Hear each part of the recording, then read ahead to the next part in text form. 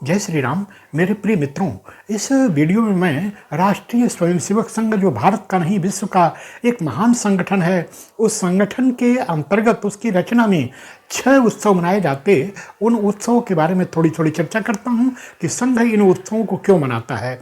इस चर्चा में मैं यहाँ से प्रारंभ करूँगा कि भारत पर्वों का देश है। हर दिन कोई न कोई पर्व है, हर समय कोई न कोई पर्व है। ये पर्व हमारे जीवन में बड़ी ऊर्जा, बड़ा शक्ति दे जाते हैं, तो इनको रोज़ मनाया जाए तो क्या हर्ज है। फिर इतने पर्वों की श्रृंखला में 365 दिनों में और ऐसे गिने चुने 6 उत्सव, इसके मनाने के पीछे का संघ का क्या उद्देश्य है। तो एक प्रारंभिक प्रक्रिया की 1925 में परम पूज्य डॉक्टर केशव बलिराम हेडगेवार जी ने संघ का शुभारंभ किया और धीरे धीरे एक एक बातें उसकी रचना, उसकी कार्य योजना में जुड़ती गईं। और इसी प्रकार एक निश्चय अपने कार्यकर्ताओं ने ही किया कि हम 6 उत्सवों को मनाएंगे। आइए जानें कि तब से लेकर आज तक जो 6 उत्सव मनाए जाते, वे कौन से 6 उत्सव हैं और उनके मनाने के पीछे क्या कारण हो सकता है। तो उसमें से अनेक दृष्टियों से विचार किया जा सकता। मैं यहाँ संवत्सर के हिसाब से, यानी एक संवत जब से प्रारंभ होता, पूर्ण होता, तो उसमें जो 6 उत्सव का क्रम बनता, उसकी चर्चा करता हूँ। चैत्र शुक्ल प्रतिपदा से अपना नव संवत्सर प्रारंभ होता।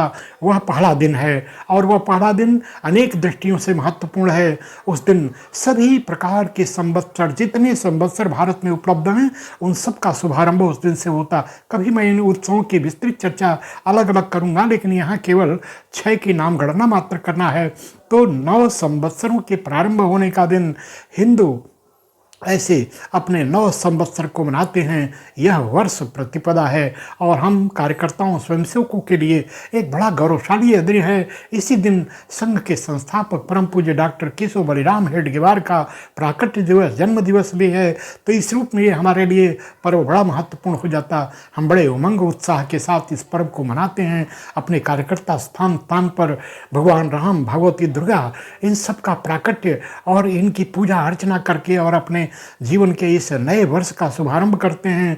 और साथ ही संघ स्थान पर पूर्ण गणवेश में उपस्थित होकर प्रत्येक स्वयंसेवक ध्वज लगने के पूर्व का यह पहला प्राविधान, एक दिन ऐसा होता कि ध्वज के पहले किसी का प्रणाम होता और वह आद्य सरसंघ चालक प्रणाम।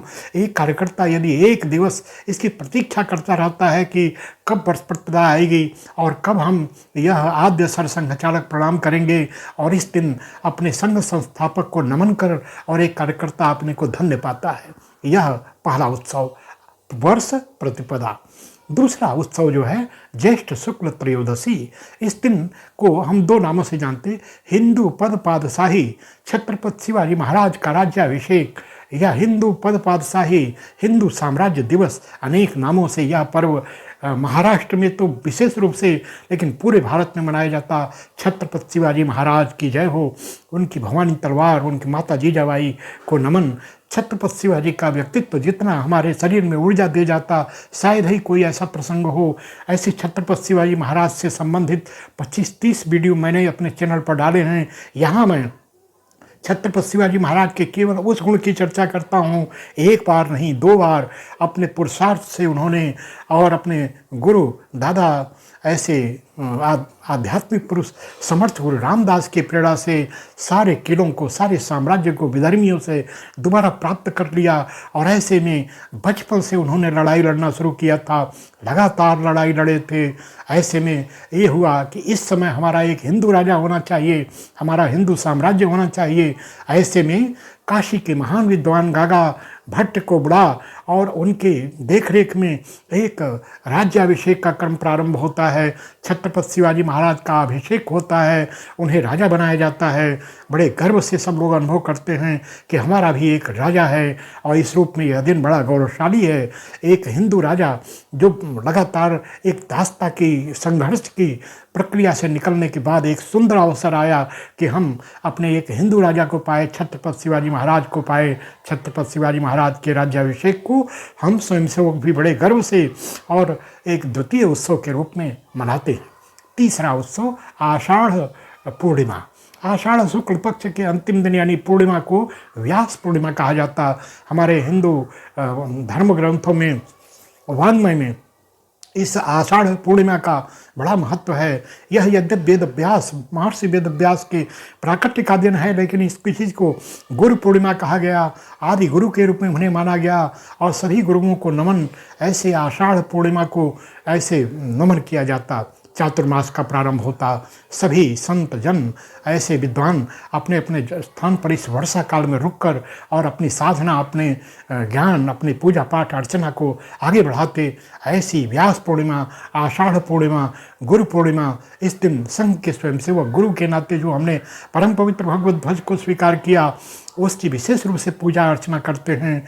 विश्व गुरु तव अर्चना में भेंट अर्पण क्या करें, जबकि तन मन धन तुम्हारे और अर्पण क्या करें। ऐसे गुरु के सामने अपने को अर्पित करने, अपने को नमन करने का यह सुंदर अवसर है। और इस रूप में गुरु दक्षिणा का एक सुंदर उपक्रम भी प्रारंभ होता। गुरु पूर्णिमा के दिन हम अपने गुरु की पूजा करते, अपने घर परिवार के गुरु की ही सही, अपने स्वयंसेवक के नाते ध्वज की पूजा करते। यह गुरु पूर्णिमा हमारे संघ के उत्सवों में तीसरा प्रमुख महत्वपूर्ण त्यौहार है।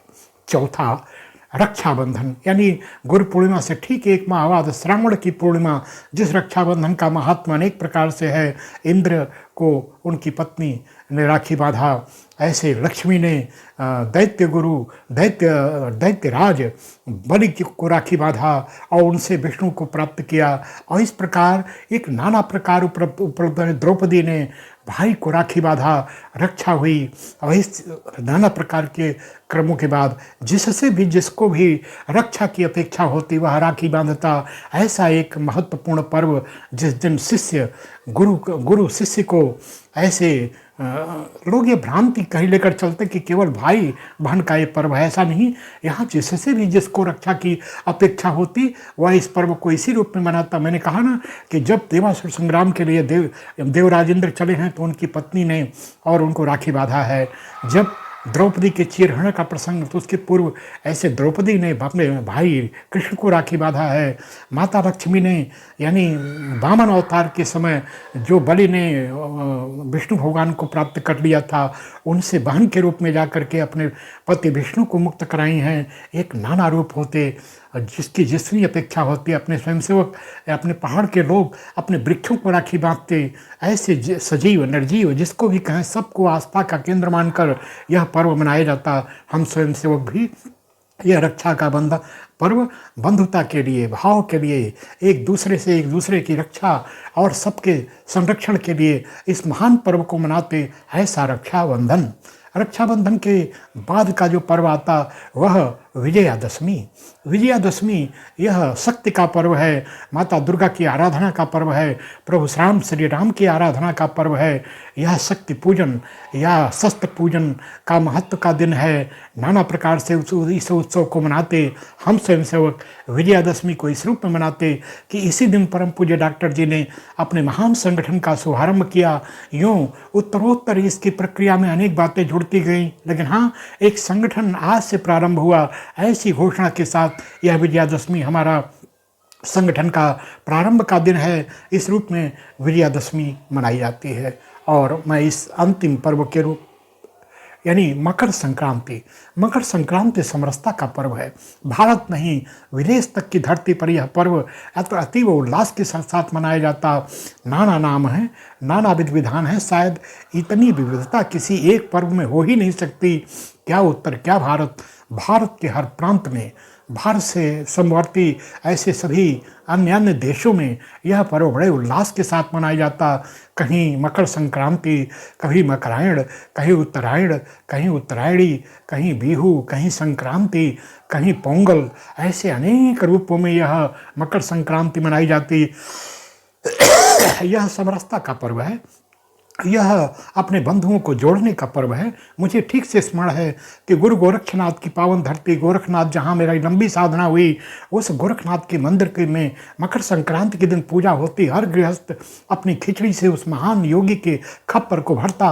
पहाड़ी खिचड़ी नेपाल नरेश से आती और उसके बाद हर गृहस्थ की यही आकांक्षा कि हम अपने जीवन में जो कुछ अर्जित करते हैं इस योगी के खप्पर को भरेंगे। और उस दिन प्रातः से लेकर देर रात्रि तक ऐसे गृहस्थों का का तांता लगता, गुरु गोरक्षनाथ जी की पूजा होती। ऐसे आज उत्तर प्रदेश के मुख्यमंत्री योगी आदित्यनाथ जी महाराज जो उस पीठ के महंत हैं, उनके पूर्ववर्ती महंतों की एक महान महनीय परंपरा है। मुझे ठीक से स्मरण है कि इन योगी आदित्यनाथ जी के गुरुदेव पूज्य वैद्यनाथ जी महाराज जो समरसता के प्रति इतने समर्पित थे कि यूँ तो इतना व्यस्त पोहापीठ, लेकिन यदि कोई पहुँचे और कहे कि हम अपने गांव में सहभोज का कार्यक्रम रखे हैं, अपनी 4-6 गाड़ियों का काफिला लेकर, और वे पहुंच जाते। कहाँ बैठना, क्या खाना, कैसे, कौन लोग बना रहे हैं, कुछ नहीं, केवल एक भाव कि सब मेरे बंधु हैं। ऐसे समरसता के भाव के साथ उस महान महंत जी ने और ये समरसता का एक तांता बुन दिया। अपने जीवन काल में कितने सहभोजों में वे सम्मिलित हुए होंगे कहना कठिन। और अपने यहाँ की खिचड़ी से अनेक प्रकार की योजनाएं चलाते। वहाँ 2-2, 3-3 धर्मशालाएं हैं जहाँ का भोजन लगातार उससे बनता। वहाँ की खिचड़ी अन्य छात्रावासों में और सब पर पहुँचती। इस प्रकार उस पीठ का बड़ा ही महत्वपूर्ण है। तो मैंने जो संघ के 6 उत्सवों की चर्चा किया वह कुछ इस प्रकार हैं। वर्ष प्रतिपदा, दूसरा उत्सव ज्येष्ठ शुक्ल त्रयोदशी, तीसरा गुरु पूर्णिमा, चौथा रक्षाबंधन, पांचवा विजयादशमी, छठा मकर संक्रांति। ये 6 उत्सव हमारे संगठन के एक मूल प्राणाधार और मूल जो भावना है उसको पोषित करते हैं। इस रूप में हम स्वयंसेवक इन 6 उत्सवों से ऊर्जस्वित होते हैं। हम ये जीवन भर इस पर्व को मनाकर जीवन में उल्लास उमंग प्राप्त करें। इस चर्चा को मैं सांकेतिक किया, बाद में एक पर्व को मैं अपने वीडियो का विषय बनाऊंगा। यहाँ आप सबको नमन करते हुए मैं इस चर्चा को पूर्ण करता हूँ। यदि ये वीडियो अच्छा लगा तो इसे लाइक कर चैनल को सब्सक्राइब करें। जय श्री राम।